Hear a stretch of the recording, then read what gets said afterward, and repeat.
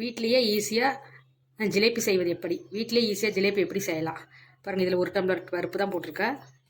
கொஞ்சமாக சாம்பிளுக்கு தான் உங்களுக்கு செஞ்சு காமிக்க போகிறேன். இதே 1 டம்ளர் சக்கரை எடுத்து வச்சுருக்கேன், கேசரி பவுட்ரு, ஏலக்காய் தூள். இப்போ இதை ஊற வச்சுருக்கேன் 1/2 hour. இப்போ இதை தண்ணி வடிச்சிட்டு மிக்சியில் அடிச்சுக்கணும்.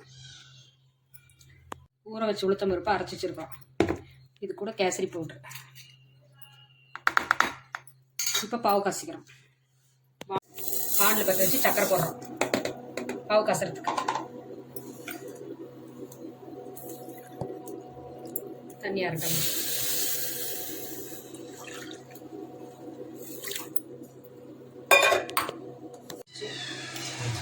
அதில் ஏலக்காய் தூள் போட்டு இதில் பாவு சும்மா இப்படி தொட்டால் பிச்சுன்னு வர மாதிரி இந்த போட்டு மாவு அரைச்சி கலக்கி வச்சுருக்கோம் கேசரி பவுடர் போட்டு. இப்போ எண்ணெய் காய வச்சு அதில் போட்டிருக்கோம், பாவு காசு வச்சுருக்கோம்.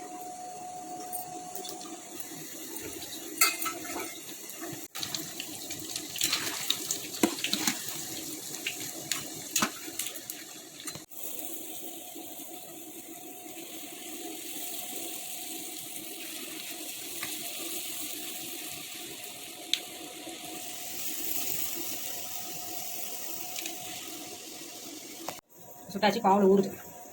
அடுத்த வருஷம் வேகிற வரைக்கும் இது பாவில் ஊறினா போதும்.